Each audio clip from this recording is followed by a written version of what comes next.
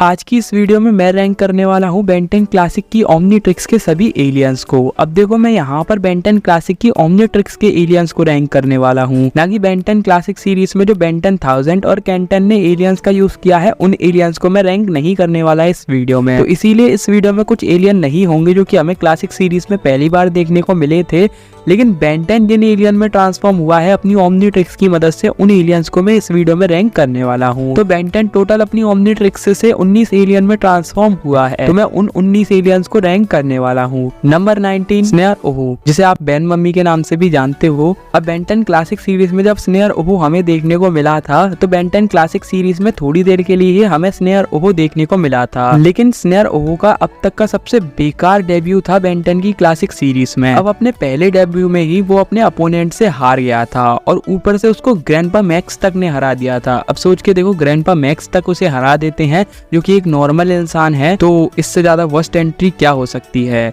तो यहाँ पर स्नेयर ओहो एक वर्स्ट एलियन था बेन 10 की क्लासिक सीरीज में। हालांकि इसने आगे जाकर भी कोई कमाल नहीं दिखाया था। Number 18 grey matter. अब देखो ग्रे मैटर नंबर 18 पर इसीलिए है क्योंकि बेन 10 की क्लासिक सीरीज में ग्रे मैटर ने कभी भी कोई भी अच्छा काम करके नहीं दिखाया है। हालांकि ग्रे मैटर के पास दिमाग काफी ज्यादा है और कभी कभी किसी मशीन को तोड़ने में भी वो सक्सेसफुल रहा है, लेकिन ग्रे मैटर में जब भी बेन 10 ट्रांसफॉर्म होता था परेशान हो जाता था। लेकिन एक बार बेन 10 ने ग्रे मैटर का प्रॉपरली यूज किया था, जहाँ पर टेट्रेक्स ने उसे समझाया था कि हर कदम फूंक फूंक कर रखना बेन, सिर्फ अपनी ताकत का जोर मत आजमाओ, ताकत हमेशा सही नहीं होती। तुम अपने वॉरियर्स सिर्फ ताकत के बेसिस पर चुनते हो, बिना कोई स्ट्रेटेजी सोचे। क्या तुम कभी रुककर अपने एक्शंस के बारे में सोचते हो? और बेन 10 की एलियन फोर्स और अल्टीमेट एलियन सीरीज में हमें गैलोन स्पीसीज के बारे में काफी कुछ बताया गया था, लेकिन तब भी ग्रे मैटर नहीं दिखाया गया। तो इससे बुरी चीज क्या हो सकती है। Number 17 upgrade. अब देखो नंबर 17 पर अपग्रेड इसीलिए है क्योंकि ग्रे मैटर के बाद अगर बेन 10 अपग्रेड में भी ट्रांसफॉर्म हो जाता था तो काफी ज्यादा परेशान रहता था। और ये दो एलियंस थे जिनका बेन 10,000 तक ने यूज नहीं किया था, यानी कि अपग्रेड और ग्रे मैटर का बेन 10,000 ने यूज नहीं किया था बेन 10,000 के दोनों एपिसोड्स में। और बेन 10 की क्लासिक सीरीज के बाद एलियन फोर्स और अल्टीमेट एलियन सीरीज में तो हमें अपग्रेड देखने को भी नहीं मिला। तो बेन 10 के क्रिएटर्स तक को पता था कि ये एलियन किसी काम का नहीं है, इसी की वजह से उन्होंने नहीं दिखाया। हालांकि अपग्रेड टेक्नोलॉजी पे मर्ज होकर टेक्नोलॉजी की पावर को काफी ज्यादा बढ़ा सकता है या फिर टेक्नोलॉजी को कंट्रोल कर सकता है, लेकिन हर जगह तो टेक्नोलॉजी नहीं होती ना। Number 16 ditto. अब डिट्टो बेन 10 की क्लासिक सीरीज में हमें देखने को मिला था और बेन 10 की क्लासिक ओमनीट्रिक्स में डिट्टो एक ऐसा एलियन था जो कि अपने डुप्लीकेट्स यानी कि क्लोन बना सकता था। और बेन 10 की क्लासिक सीरीज में जब डिट्टो ने डेब्यू किया था तो बेन 10 ने इसका ढंग से यूज भी किया था। डिट्टो की जो भी फाइट हुई है उसमें डिट्टो हमेशा जीता ही है, इसीलिए डिट्टो इस रैंकिंग पे है। नंबर 15 ब्लिट्जवुल्फर। अब देखो ब्लिट्जवुल्फर बेन 10 की सीरीज का ऐसा पहला एलियन था जिसको बेन 10 की ओमनीट्रिक्स ने स्कैन किया था, जिसके बाद बेन 10 उसमें ट्रांसफॉर्म हुआ था। अब देखो ब्लिट्जवुल्फर काफी ज्यादा पावरफुल एलियन है, उसने अपनी स्पीसीज के ही एक एलियन से फाइट करी थी। ब्लिट्जवुल्फर के पास काफी सारी पावर्स एंड एबिलिटीज ऐसी हैं जिनको अगर बेन 10 ढंग से यूज करे तो बेन 10 किसी भी बैटल को आराम से जीत सकता है और इसके पास स्ट्रेंथ वगैरह भी काफी अच्छी है। Number 14 Frankenstein. अब देखो फ्रैंकेनस्टाइन बेन 10 का एक ऐसा एलियन है जिसने ब्लिट्जवुल्फर की तरह ही अपनी स्पीसीज के एक एलियन से फाइट करी थी और जो इस फाइट में जीता भी था। अब देखो फ्रैंकेनस्टाइन का अगर बेन 10 ढंग से यूज करे तो फ्रैंकेनस्टाइन के पास अच्छी स्ट्रेंथ होने के साथ ही साथ इलेक्ट्रिक पावर्स भी हैं, जिसको बेन 10 ने बेन 10 की क्लासिक सीरीज में अच्छी तरीके से यूज किया भी था और अपनी छोटी सी एम्पीरियंस में ही फ्रैंकेनस्टाइन ने काफी अच्छी फाइट की थी। Number 13 wild wine. अब वाइल्ड वाइन बेन 10 का एक काफी ज्यादा पावरफुल एलियन है। भले ही वाइल्ड वाइन का डेब्यू उतनी अच्छी तरीके से ना हो, लेकिन बेन 10 की क्लासिक सीरीज में बेन 10 ने वाइल्ड वाइन का काफी ज्यादा यूज किया है, जिसके बाद बेन 10 की सीरीज में काफी बार वाइल्ड वाइन जीता भी है। और पहली बार हमें वाइल्ड वाइन एक बेन 10 का ऐसा एलियन देखने को मिला था जिसकी रीजनरेशन पावर काफी ज्यादा अच्छी थी और ये अपनी टहनियों को भी काफी ज्यादा लंबी कर सकता था। वाइल्ड वाइन वैसे तो बेन 10 का एक काफी ज्यादा पावरफुल एलियन है और बेन 10 ने बेन 10 की क्लासिक सीरीज में भी वाइल्ड वाइन का काफी अच्छी तरीके से यूज किया है और काफी सारी पावर्स एंड एबिलिटीज हमें वाइल्ड वाइन की देखने को मिली है। नंबर 12 अपचक। अब अपचक बेन 10 का भले ही छोटा सा एलियन हो और लगता हो ये कुछ नहीं कर सकता, लेकिन अपचक ने काफी बड़ी बड़ी फाइट की है जिनमें अपचक जीता भी है। अगर बेन 10 अपचक का ढंग से यूज करे तो टेक्नोलॉजी को अपचक पूरी की पूरी खा भी सकता है। यहाँ पर अपग्रेड से बेटर अपचक इसीलिए है क्योंकि अपचक टेक्नोलॉजी को पूरा का पूरा बर्बाद कर सकता है।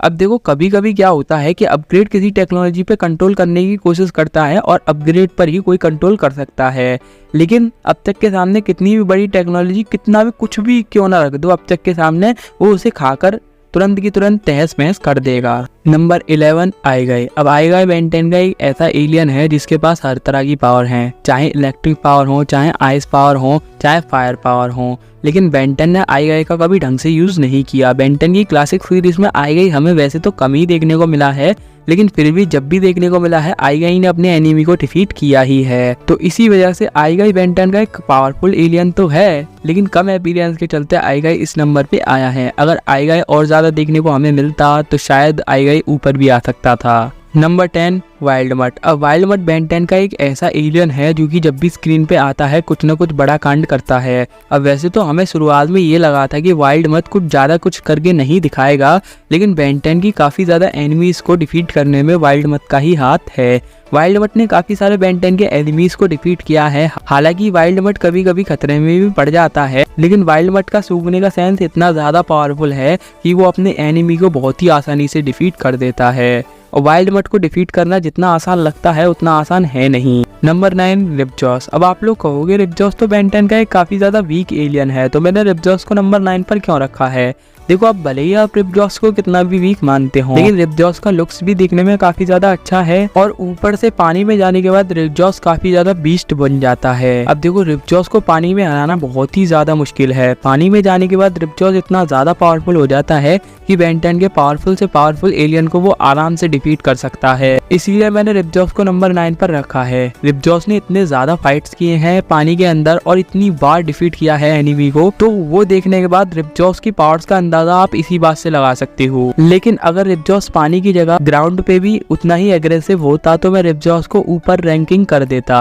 Number 8 XLR8। अब XLR8 बेन 10 का एक काफी ज्यादा फास्ट एलियन है और बेन 10 की क्लासिक सीरीज में XLR8 ने काफी ज्यादा कमाल करके भी दिखाया है। बेन 10 की क्लासिक सीरीज में XLR8 ने अपनी स्पीड की मदद से काफी सारे एनिमीज को डिफीट किया है और XLR8 बेन 10 का सबसे पहला फास्टेस्ट एलियन है।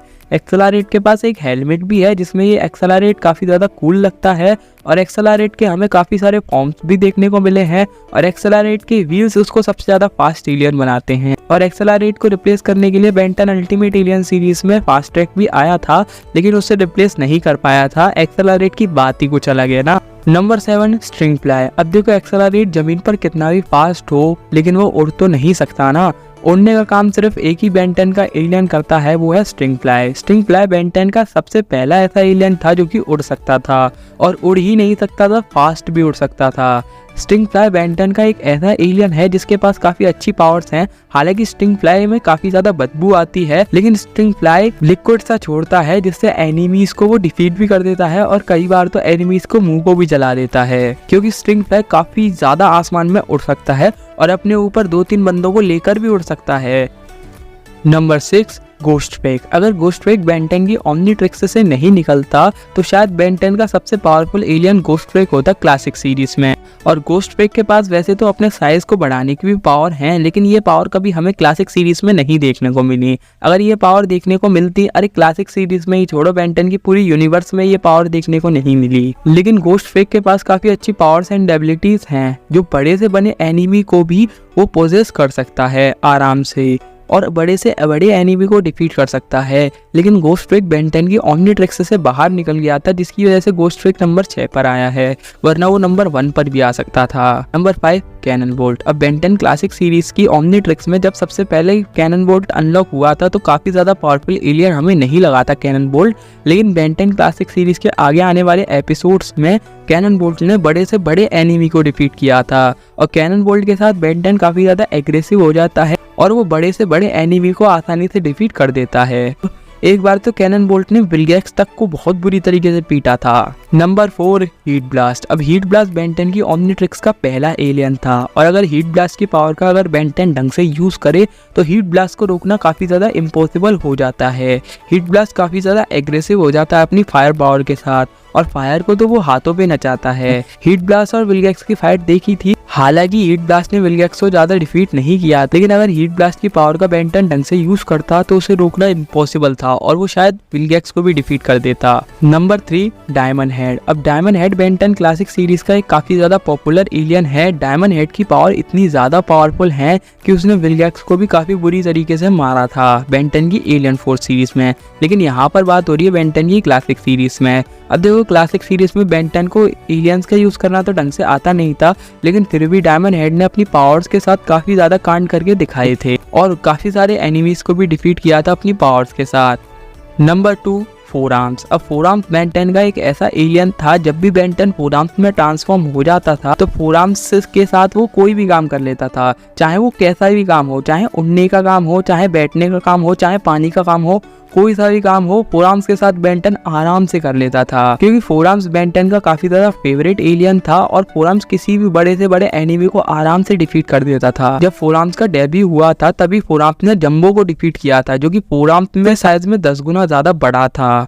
लेकिन उसको भी आसानी से हरा दिया था फोर आर्म्स ने। और भी कई सारे कांड करके दिखाए हैं बेन 10 की क्लासिक सीरीज में फोर आर्म्स ने, जिनकी कोई तोड़ नहीं है। नंबर 1 वेविक। अब वेविक बेन 10 का एक ऐसा एलियन है जिसको डिफीट करना बहुत ही ज्यादा इम्पॉसिबल है। अगर बेन 10 के सामने कोई भी बड़े से बड़ा एनिमी होता है तो वेविक का अगर बेन 10 यूज कर लेता है तो आराम से उसे डिफीट कर देता है। यहाँ तक कि केविन 11,000 तक को वेविक ने डिफीट कर दिया था। अब सोच के देखो, केविन 11,000 के पास 11,000 एलियन की पावर थी, फिर भी बेन 10,000 ने उसके सामने वेविक का यूज किया था, जिसके बाद केविन 11,000 की काफी बुरी हालत कर दी थी वेविक ने। अब सोच के देखो कितना ज्यादा एग्रेसिव हो गया वेविक, और विलगैक्स की पूरी आर्मी को डिफीट कर दिया था जब वेविक ने डेब्यू किया था अपना।